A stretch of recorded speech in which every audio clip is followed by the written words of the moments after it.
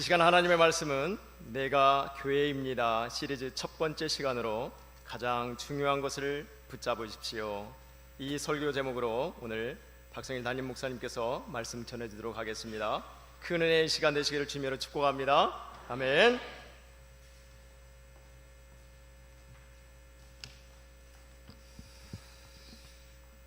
우리가 인생을 살아가면서 가장 중요하고 시급한 문제가 무엇일까요? 우리가 영적으로 보게 되면 죄의 문제를 해결하는 것입니다. 왜 그러냐면 인간은 죄 때문에 불행해졌기 때문에 그렇습니다. 그런데 죄의 문제를 해결하기 위해서는 유일한 길이 예수 그리스도를 영접하는 것입니다. 여러분들은 예수님을 영접하셨나요? 구원 받으셨습니까? 죄의 문제를 해결하셨나요? 그렇다면 여러분들은 여러분의 인생에 있어서 가장 중요하고 시급한 문제를 해결한 사람이라고 볼 수가 있습니다. 제가 예전에 오카논 목사님 세미나 강의하실 때 들었던 이야기인데요, 지금은 물론 그 목사님 돌아가셨지만 제자훈련 세미나를 하시는 도중에 어떤 목사님에게 질문을 받았어요. 목사님, 목회도 성공하셨고 제자훈련도 한국에 아주 지대한 영향을 미치면서 잘 뿌리를 내리고 있는데 목사님이 인생을 살아오면서 가장 중요하고 가장 잘한 선택이 무엇입니까? 어떤 부분에 있어서 가장 큰 보람을 느끼십니까? 라는 질문을 했어요. 그때 오카논 목사님이 뭐라고 대답을 했냐면, 네, 제가 인생을 살아오면서 가장 잘한 선택, 가장 중요한 선택은 내가 예수님을 만나고 예수님을 영접한 사건입니다. 할렐루야. 여러분들, 우리의 인생 속에서 가장 중요하고 가장 시급한 문제, 그러면서 가장 축복된 만남은 예수님을 만나고 내가 구원받은 것입니다. 우리는 부모된 입장에서 자녀들이 잘 되기를 원합니다. 그래서 자녀들이 좋은 대학에 들어가고 그리고 좋은 직장에 들어가서 아이들이 또 좋은 배우자를 만나서 아름다운 가정을 꾸리고 행복하게 살기를 원하고 있습니다. 그런데 우리의 자녀들에게도 동일한 질문을 던져봐야 합니다. 우리의 자녀들은 우리의 인생에 있어서 가장 시급하고 가장 중요한 문제인 이 죄의 문제, 죄사함의 문제, 이 문제의 해결점을 찾았을까? 여러분의 남편은 어떻습니까? 여러분의 아내는 어떤가요? 여러분의 주변에 머물러 있는 여러분이 가장 소중하게 생각하는 그 사람들은 예수 그리스도를 만나고 죄사함 받았습니까? 여러분의 자녀는 지금 어디에 있나요? 예배를 드리고 있는 예배자의 삶을 살고 있습니까? 우리가 인생을 살면서 누구를 만나든 우리가 던져야 될 가장 중요한 질문이 뭐냐면, 이 사람은 과연 예수님을 만났고 구원받았을까? 죄의 문제를 해결했을까? 이것이 우리의 최대의 관심이 되어야 합니다. 그런데 우리가 예수님을 믿고 구원받았다면 하나님은 우리를 그냥 따로 내버려 두시지 않고 신앙 공동체로 불러주십니다. 그것이 어디냐면 교회입니다. 마태복음 16장에 보면 예수님께서 공생의 마지막 시간대에 제자들에게 아주 유명한 질문을 하십니다. 너희들은 나를 누구라고 생각을 하느냐? 그때 베드로가 주는 그리스도요 그리스도시요 살아계신 하나님의 아들이십니다 라는 고백을 합니다. 여러분들, 우리가 예수님을 믿으면 내 안에 주인이 바뀝니다. 예전에는 내가 주인이었어요. 그래서 내 마음대로 내 판단대로 내 인생을 살았어요. 그러나 내가 예수 그리스도를 영접함으로 말미암아 내 안에 주인이 바뀝니다. 내 인생의 주인이 누가 되는 거죠? 예수님이 되는 거예요. 그래서 나는 죽고 내 안에 예수님이 살기 때문에 내 인생은 예수님처럼 생각하고 예수님처럼 말하고 예수님처럼 내 인생을 살아가야 돼. 이것이 바로 예수 믿는 우리의 삶입니다. 그런데 베드로가 이런 놀라운 고백을 하자 예수님께서 그 베드로의 고백을 들으시고 예수님이 아주 유명한 말씀을 하십니다. 마태복음 16장 18절 말씀을 보면 우리 함께 읽겠습니다. 또 내가 내게 이르노니 너는 베드로라. 내가 이 반석 위에 내 교회를 세우리니 올무의 권세가 이기지 못하리라. 할렐루야. 교회라는 단어를 가장 먼저 사용하신 분이 누구냐면 성경에 보면 예수님이십니다. 예수님께서 베드로가 놀라운 고백을 하자 그 고백 위에 내 교회를 세우겠다. 지구상에 존재하는 모든 교회의 주인은 누구일까요? 예수님이십니다. 왜 그러냐면 예수님께서 내가 이 반석 위에 내 교회를 세우겠다라고 선포하셨기 때문에 그렇습니다. 여러분들, 우리 북의 제일교회의 주인은 누구일까요? 목회를 하는 저도 아니고 열심히 앞에서 수고하시는 우리 장로님들도 교회의 주인이 아니고 교회를 개척하고 지금까지 헌신하고 수고하셨던 교회 개척 멤버도 우리 북의 제일교회의 주인은 아닙니다. 우리 북의 제일교회의 주인은 주님이십니다. 이것을 인정할 수 있는 여러분들이 되시기를 바랍니다. 그래서 우리는 예배를 통해서 우리 교회의 주인이신 그 주님만을 찬양하고 높이고 경배하고, 그리고 날마다 우리가 교회 안에서 신앙생활을 하면서 주님의 뜻이 어디 있을까? 주님께서 기뻐하시는 그러한 하나님의 뜻이 어디에 있을까? 하나님께서는 우리 교회를 통해서 하나님께서 말씀하시는 뜻이 어디에 있을까? 이런 주님의 마음을 헤아리는 그러한 성도가 되어야 합니다. 교회 생활을 하다 보면 과도하게 교회에 대해서 비난하는 사람을 종종 만날 때가 있습니다. 여러분들, 교회라도 완벽하지 않아요.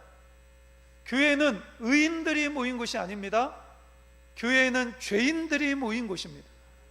그렇기 때문에 여러 가지 교회 안에 갈등이 생기고 문제가 생길 수가 있어요. 그러다 보면 교회에 대해서 과도하게 비난하거나 비평하는 사람들이 있어요. 그런데 정말로 조심해야 될 것이 뭐냐면, 교회를 비난하는 것은 교회의 주인이신, 교회의 머리이신 주님을 비난하는 거예요.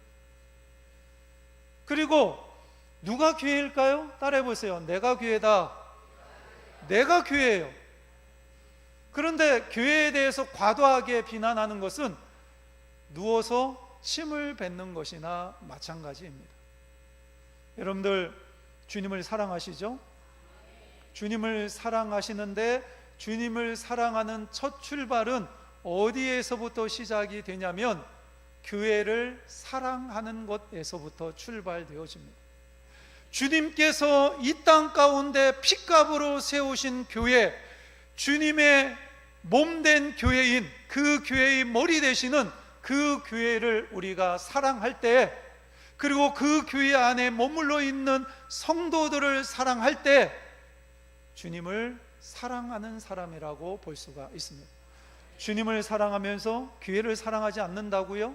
교회 안에 있는 성도들을 사랑하지 않는다고요? 잘못된 거예요. 교회를 정말로, 주님을 정말로 사랑한다면 교회를 사랑하고 교회 안에 있는 성도를 사랑할 수 있는 그러한 성도가 되셔야 합니다. 지난 6개월 동안 담임 목사님이 계시지 않는 상황 속에서 여러분들이 금식하고 그리고 작정하시면서 기도하시고 이 자리를 지키셨다라는 이야기를 들었어요. 그것이 바로 여러분들이 교회를 사랑하시는 것이고 주님을 사랑하는 것입니다. 오늘 본문의 말씀을 보면 주님께서 베드로에게 약속하셨던 교회가 세워지는 것을 볼 수가 있습니다.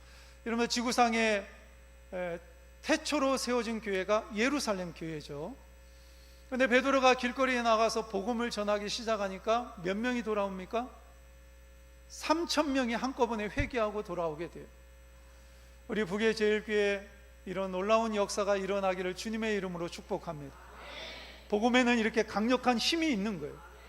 그런데 3,000명씩 교회 안에 들어와서 공동체를 이루게 되는데 우리가 주목해야 될 것이 있어요. 그게 뭐냐면 그들이 교회 안에 모여서 가장 먼저 한 것이 무엇이었는가 하는 거예요. 그들이 가장 중요하게 여긴 것이 무엇이었느냐 하는 것입니다. 오늘 본문의 말씀을 보면 그들이 사도의 가르침을 받아, 이렇게 성경은 말씀하고 있습니다. 여러분들, 사도가 누구일까요? 예수님을 3년 동안 쫓아다니면서 예수님과 함께 잠자고 예수님과 함께 식사하고 예수님과 함께 동행하면서 예수님이 행하셨던 기적을 보았고 예수님이 전하신 하나님의 말씀을 귀로 들었고 예수님께서 행하셨던 놀라운 일들을, 모든 것을 지켜보았던 사람들이 사도입니다. 그런데 초대교회 성도들은 그 사도들이 보았고 그 사도들이 들었던 그 하나님의 말씀과 하나님의 일하심을 가장 먼저 배워야 했다라는 거예요. 쉬운 것으로 말씀을 드리면 하나님의 말씀을 그들은 배웠다라는 것입니다. 여러분, 우리가 예수 그리스도를 믿고 세례 받는 것 중요하죠. 그러나 세례를 받는 것으로 끝나서는 안 됩니다. 계속해서 하나님의 말씀을 배워야 돼요. 하나님의 말씀을 주야로 묵상하며 그 말씀 가운데 하나님의 음성을 들어야 되고 그 말씀 앞에 결단하며 순종하는 성도가 되어야 합니다. 우리가 이런 예배의 자리에 자주 나와야 되는 이유가 뭘까요? 저는 목회하면서 성도들에게 강조한 것이 있어요. 우리 교회는 주일날 오전에 나오는 인원과 주일날 오후에 나오는 인원과 수요 기도에 나오는 인원이 동일해야 한다. 할렐루야. 할렐루야. 끝까지 아멘 하시는 분들은 뭐예요? 건강한 교회는 주일 오전 예배 인원과 주일 오후 예배 인원과 수요 기도의 인원이 동일해야 합니다. 제가 처음에 설교할 때 여러분들에게 잘 보여야 되잖아요. 근데 저는 궁금했습니다. 북의 제일교회 어떤 교회인지. 근데 그때 수요일 날이었는데 한 60명이 이곳에 와서 예배드리고 또 청년들 찬양단도 쓰시고, 그래서 북의 제일교회가 항상 그렇게 수요 예배를 드리는 줄로 알았어요. 야, 그러면 이 정도면 괜찮겠다, 목회할 만하겠다. 근데 제가 우리 김만기 장로님한테 사전에 사무총회로, 그 다음에 우리 교회 성도들 교족부라든가 이런 거 있으면 좀 보내달라 이래가지고 보니까 수요 기도에 참석하는, 매주마다 참석하는 인원이 30명이 채 안 되더라. 여러분들 어디 계셨어요? 예? 교사들은 무조건 기도하셔야 돼요. 중직자들은 무조건 기도하셔야 돼요. 찬양대 대원 아름답게 찬양하는 거 중요합니다. 기도가 밑바탕이 되어야 돼요. 어디에다 무슨 얘기하다 여기까지 왔는지 모르겠는데 우리가 예배의 자리에 계속 나와야 되는 이유가 뭐냐면, 예배의 자리에서는 하나님의 말씀이 선포되어지거든. 그래서 계속해서 하나님의 말씀을 듣고 배워야, 그래야 우리의 신앙이 성장하게 되어 있어요. 어떤 분들은 내가 신앙생활 오래 했고, 목사님이 주보에 설교 본문만 정해놔도 목사님이 오늘 무슨 설교를 해야 될지 나는 다 알아, 더 이상 성경에 대해서 내가 배워야 될 것이 없어, 이런 교만한 생각을 가지고 있는 사람들이 의외로 많이 있습니다. 근데 여러분들, 우리가 하나님의 말씀 중에 모르는 것이 더 많습니까? 아는 것이 더 많습니까? 저도 모르는 것이 훨씬 더 많아요. 그래서 우리는 계속해서 하나님의 말씀을 들어야 되고 배워야 된다라는 것입니다. 제가 여러분들에게 중요한 질문을 던지겠습니다. 여러분들은 하나님의 말씀을 듣고 여러분이 가지고 있는 생각이나 여러분이 가지고 있는 습관이나 여러분들이 가지고 있었던 고질적인 죄, 그 죄를 고쳐본 적이 언제입니까?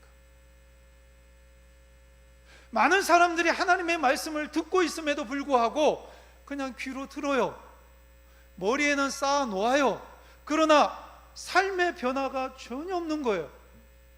그래서 신앙생활을 오래 했음에도 불구하고 여전히 어린아이 신앙에 머물러 있는 사람들이 굉장히 많이 있습니다. 여러분들 하나님의 말씀을 듣고 여러분의 생각을 언제 고쳐보셨어요? 여러분의 잘못된 습관을 언제 고쳐보셨습니까? 여러분 안에 남아있는 고질적인 그 죄, 반복적으로 범하는 그 죄를 언제 떨쳐버리셨어요? 그런 경험을 언제 하셨나요? 까마득한 옛날 이야기라면 우리 신앙생활 잘못하고 있는, 여러분들 왜 말씀 듣죠?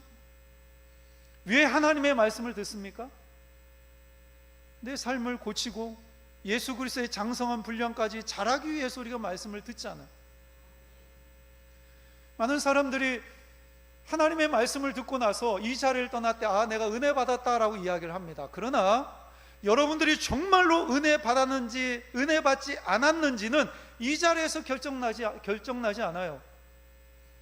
내가 뭔가 하나님의 특별한 메시지를 들었고 내 마음이 울렸고 가슴이 뜨거워졌기 때문에 내가 은혜 받았다, 착각일 수 있습니다. 여러분들이 정말로 은혜 받았는지 은혜 받지 못했는지, 그것은요, 그 말씀을 가지고 여러분의 삶의 처소에서 여러분들이 얼마나 순종하며 살았는지, 여러분들이 정말로 그 말씀대로 여러분의 삶의 현장에서 그렇게 살았다면 여러분 정말로 은혜 받은 거예요. 그러나 여러분들이 이 자리에서 말씀을 듣고 여러분의 삶의 현장 속에서 아무런 변화가 없다면 여러분 은혜 받은 거 아니에요.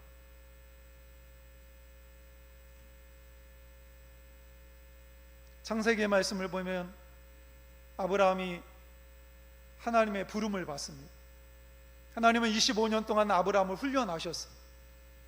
믿음의 조상으로 훈련하신 거예요. 믿음의 조상이 된 아브라함에게 나타난 가장 뚜렷한 특징이 있었는데, 25년 동안 훈련된 아브라함이 믿음의 조상이 되었는데, 그 아브라함에게 나타난 가장 뚜렷한 특징이 뭐냐면 한마디로 하나님의 말씀 앞에 전적으로 복종하는 사람이 되었다라는 것입니다. 아브라함도 처음에는 하나님 말씀 앞에 불순종했던 사람이에요. 가나안 땅을 떠나지 말고 애굽으로 가지 말라 하나님 명령이 있었음에도 불구하고 흉년이 드니까 먹을 것을 찾아서 애굽 땅으로 내려갑니다. 불순종했죠. 하나님께서 약속의 자녀를 아브라함에게 말씀하셨는데 기다리지 못하고 하갈을 통해서 이스마엘을 낳습니다. 불순종했죠. 근데 그가 독자 이삭을 기적적으로 하나님의 은혜 가운데 얻게 된 이후에 아브라함은 결단합니다. 내가 이제 하나님의 말씀대로 순종하면서 살겠다. 불순종하니까 여러 가지 많은 문제가 생겼구나. 이제 내가 온전히 하나님만 바라보고 하나님만 의지하고 독자 이삭을 주신 그 하나님만을 신뢰하며 살겠다라고 결단합니다. 그때 하나님께서 아브라함에게 명령하시죠. 독자 이삭을 모리아 산에 가서 바쳐라.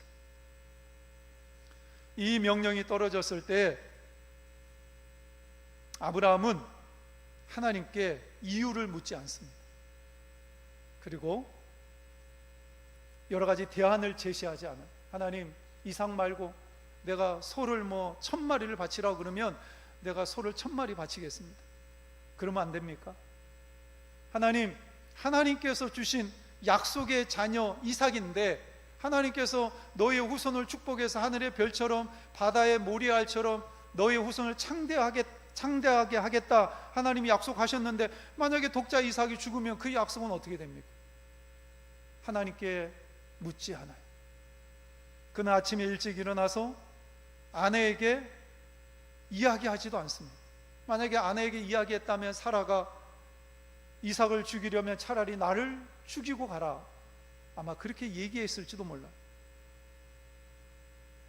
모리아산에 가까이 왔을 때 두 사환을 밑에 내려놓고 모리아산에 올라갑니다. 만약에 두 사환을 데리고 모리아산에 올라갔다면 독자 이삭을 죽이려고 했을 때 두 사환이 와서 뜯어 말렸을 거예요. 아니 주인님 왜 그러십니까?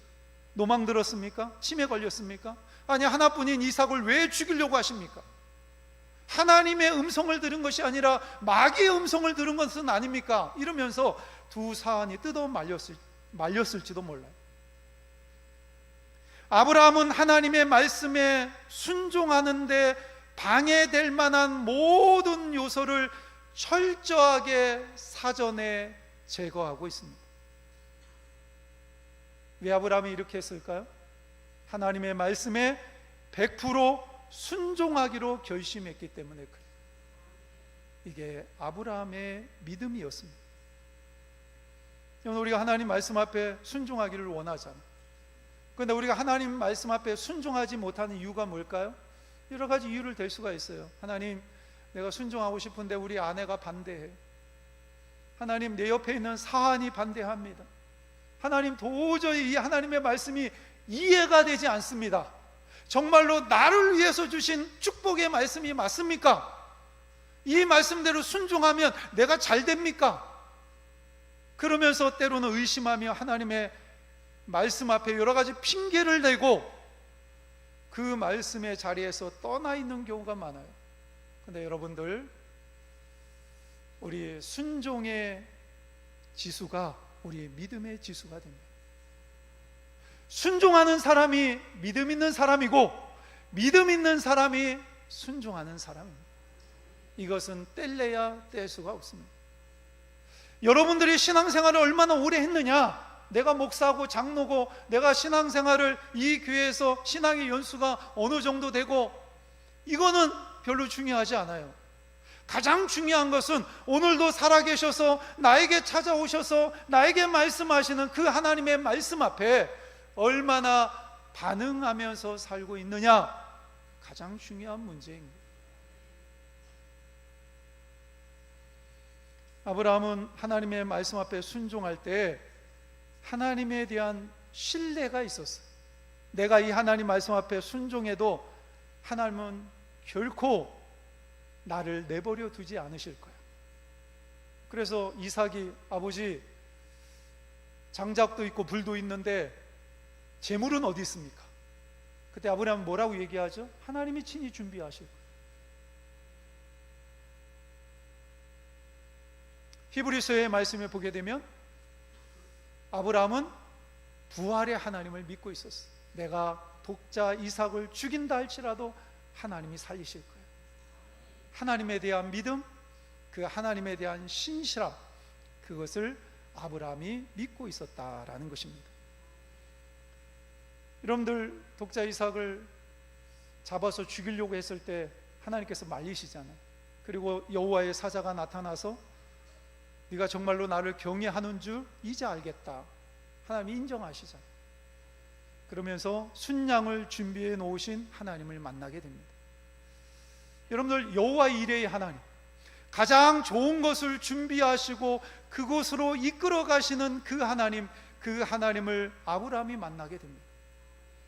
여러분들, 우리가 인생을 살아가면서 내 미래에 가장 좋은 것을 준비하시고 나를 이끌어 가시는 그 하나님을 만나고 싶잖아요. 그 하나님을 어떻게 만날 수가 있습니까? 오늘 나에게 주시는 하나님의 말씀 앞에 민감하게 반응하고 그 말씀 앞에 순종하면서 살면 가장 좋은 것을 준비하시고 내 삶을 이끌어 가시는 여호와 이레 하나님을 만날 수가 있습니다. 어떤 분이 이런 고백할 수 있어요. 목사님, 내 미래가 불안합니다. 내 미래가 어떻게 될까요? 하나님이 나를 가장 좋은 길로 인도해 주시기를 소망합니다. 그런데 여러분들, 비결은 간단해요. 오늘 나에게 주시는 하나님의 말씀, 그 하나님의 말씀을 소중하게 여기고 그 말씀 앞에 결단하면서 오늘 하루를 살아내면 여호와 이레의 하나님을 만나게 됩니다. 저는 큐티 사역을 굉장히 중요하게 여깁니다. 우리가 예수님을 믿고 그리스도의 장성한 분량까지 성화되어져 가야 되는데, 그 성화의 훈련의 과정 속에서 정말로 우리에게 큰 유익을 주는 게 이 큐티라고 생각을 해요. 저는 이제까지 목회하면서 더 좋은 방법을 찾지를 못했어요. 혹시나 더 좋은 방법이 있다면 저에게 알려주세요. 우리가 예수님을 믿고 내 신앙이 점점 성장하고 예수 그리스도의 장성한 분량까지 자라서 주변에 있는 사람들에게 인정받고 하나님 앞에 인정받기까지 우리를 훈련시킬 수 있는 정말로 중요한 하나님이 주신 도구가 큐티라고 생각을 합니다. 우리가 신앙생활하면서 어떤 이야기를 들으면 가장 명예롭냐면, 목사님의 모습 속에서 예수님의 모습이 보여요. 할렐루야. 장로님의 모습 속에서 예수님의 모습이 보여요. 이게 그리스도의 장성한 분량까지 나아가는 거예요. 근데 하루에 일정한 시간을 정해놓고 일정한 장소를 정해놓고 끊임없이 하나님의 말씀을 묵상하고 그 말씀을 붙들고 기도하고 그 말씀대로 하루를 살아내면 어느 순간에 내 신앙이 자라 있습니다. 그래서 제가 북의 제일교회 부임하고 나서 여러분들에게 3개의 선물을 준비를 했습니다. 오늘 떡을 나누어 드릴 건데 이거는 선물이 아닙니다. 그냥 드리는 거예요. 첫 번째 선물이 뭐냐면 다음 주에 여러분들에게 큐티책을, 생명의 삶 큐티책을 한 권씩 나누어 드릴 거예요. 한 권에 5,000원입니다. 제가 대충 보니까 우리 북예제일교회 성도들이 한 100명 이상 될 것 같은데 한 권씩 다 여러분들에게 선물로 드릴 거예요. 그리고 다음 주 오후 예배 때 큐티를 어떻게 해야 되는지, 그 다음에 큐티책 생명의 삶을 어떻게 활용해야 되는지, 그 큐티책을 통해서 가정 안에서 어떻게 아이들을 영적으로 교육시키고 훈련해야 되는지, 가정 안에서 어떻게 가정 예배를 드릴 수 있는지, 여기까지 제가 주일날 오후에 여러분들에게 강의를 할 예정입니다. 다음 주 주일날 오후에. 그때 못 나오시는 분은 손 들어보세요. 일어나 보세요.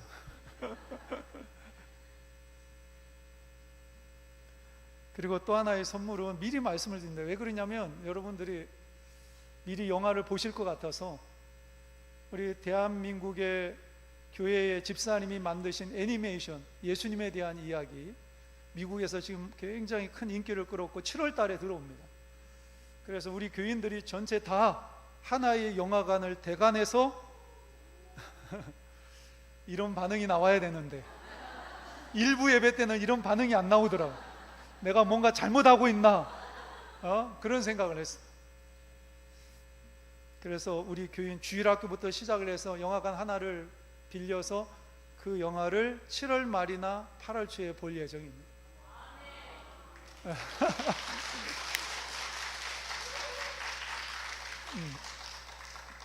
우리 사모한테 쫓겨날지도 몰라요. 저는 우리 북의 제일교회가 건강한 교회가 되기를 소망합니다. 그리고 북의 제일교회에서 신앙생활하는 여러분들이 정말로 행복하게 신앙생활 했으면 좋겠어요. 제가 목회하면서 가장 안타까운 것이 그거예요. 아니 왜 이렇게 신앙생활하면서 인상 쓰고 왜 이렇게 문제가 많고 모든 세상의 짐을 다 짊어진 것처럼 그런 모습으로 왜 신앙생활을 하실까? 물론 여러 가지 사연이 있겠지만 예수님 만나면 해답이 있잖아요. 우리 북의 제일교회가 건강한 교회가 되고 이곳에서 신앙생활은 여러분들이 행복한 신앙생활을 하셔야 되는데 그 비결이 뭐냐? 간단합니다. 사도의 가르침을 받아. 할렐루야. 하나님의 말씀을 받아서 여러분들이 그 말씀 앞에 순종하는 삶을 살면 우리 북의 제일교회는 건강한 교회가 되고 여러분들은 행복하게 신앙생활을 할 수가 있습니다. 어떻게 예배 드려야 될까요? 하나님의 말씀대로. 어떻게 기도해야 될까요? 하나님의 말씀대로. 어떻게 하나님이 나에게 주신 물질과 재능과 내가 가지고 있는 것을, 시간을 어떻게 사용해야 될까요? 하나님의 말씀대로. 교회 생활을 어떻게 해야 됩니까? 어떻게 교회 생활을 해야 잘하는 거죠? 내 기분대로, 내 마음대로, 내 감정대로? 아니요. 하나님의 말씀. 내 앞에 원수 같은 존재가 있는데 어떻게 해야 됩니까? 하나님의 말씀대로 70번씩 7번이라도 용서하라고 하는 말씀하셨잖아요. 그러면 신앙생활을 오래 했음에도 불구하고 여전히 내 앞에 왼수 같은 존재가 남아 있다면 그 사람이 문제가 아니라 내가 문제인 거예요. 내가 하나님의 말씀 앞에 순종하지 않았기 때문에 70번씩 7번이라도 끊임없이 용서하라는 하나님의 말씀에 불순종하고 있기 때문에 그 왼수 같은 존재가 내 앞에 있는 거예요. 여러분이 인생을 살아가면서 힘들고 어려운 순간을 만날 때가 있어요. 근데 그 힘들고 어려운 문제를 어떻게 해결할 수 있을까요? 간단합니다. 하나님의 말씀대로 하시면 됩니다. 하나님 말씀 안에 해답이 있고 하나님 말씀 안에 길이 있습니다. 저는 여러분들이 오늘 아브라함처럼 변치 않는 확고한 믿음과 순종으로 하나님 말씀 앞에 순종하심으로 여호와 이레 되시는 하나님, 가장 좋은 것을 준비하시고 우리를 기다리시는 그 하나님을 만나는 은혜가 있어지시기를 주님의 이름으로 축복합니다. 하나님 아버지, 교회의 주인이 주님이심을 고백합니다. 오늘도 주신 말씀을 마음에 새기고 아브라함처럼 하나님의 말씀 앞에 순종하며 초대교회처럼 사도의 가르침을 배우고 순종하는 삶을 살게 하여 주옵소서. 그래서 가장 좋은 것을 준비하시고 기다리시는 여호와 이레의 하나님을 만나고 우리 북의 제일교회가 건강한 교회, 행복한 성도가 모여있는 사랑의 공동체가 되게 하여 주옵소서. 길이요 진리요 생명 되신 예수 그리스도의 이름으로 축복하며 기도하옵나이다. 아멘.